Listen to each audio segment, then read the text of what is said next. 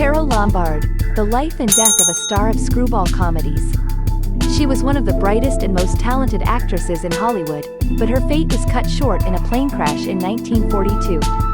Carole Lombard was born in Indiana in 1908 as Jane Alice Peters. Her parents were wealthy people, but their marriage was unhappy. In 1914, her mother took her and her two brothers to Los Angeles, where they lived on their father's allowance. Carole was a cheerful and active child who loved sports and movies. She attended Virgil High School, where she stood out for her athletic achievements and beauty. At the age of 12, she was noticed by director Alan Dwan, who invited her to star in his film The Perfect Crime. This is how her film career began.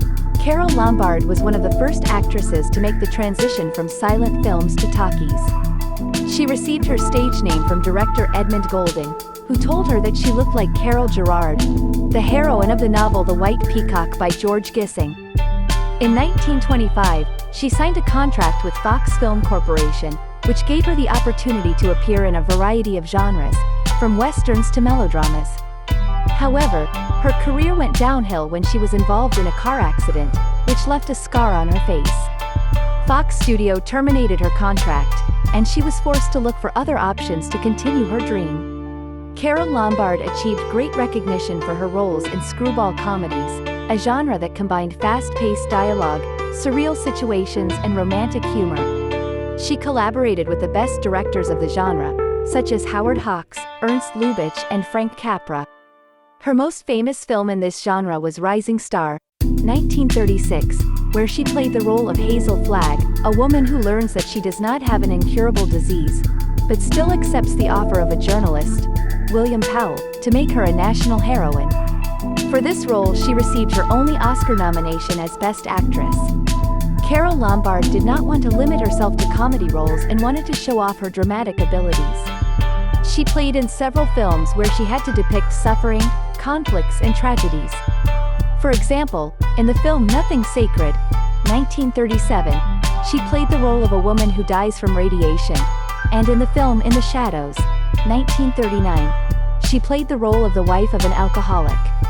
However, these films did not bring her the expected success and recognition. At the same time, her personal life was happy, as she fell in love and married Clark Gable, one of the most popular actors in Hollywood. Their wedding took place on March 29, 1939 in Kingman, Arizona, and became one of the most significant events in film history.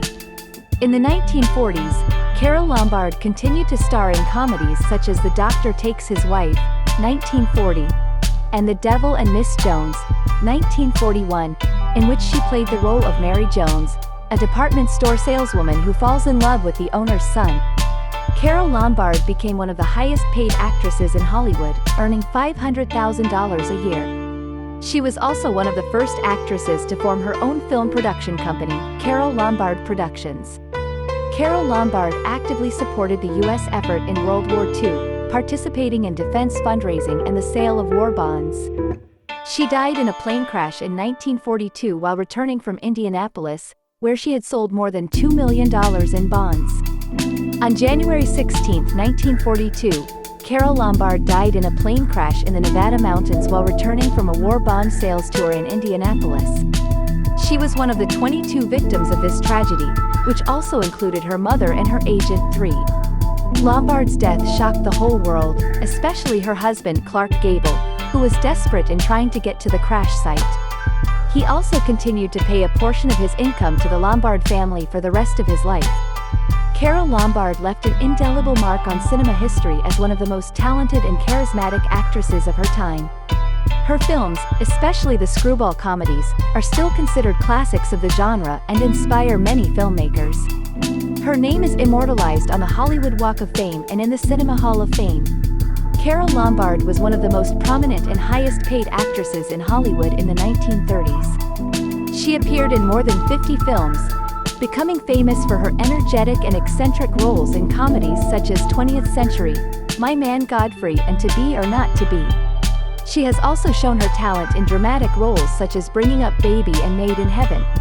She was nominated for an Academy Award for Best Actress in 1936 and received an honorary doctorate from Indiana University in 1938.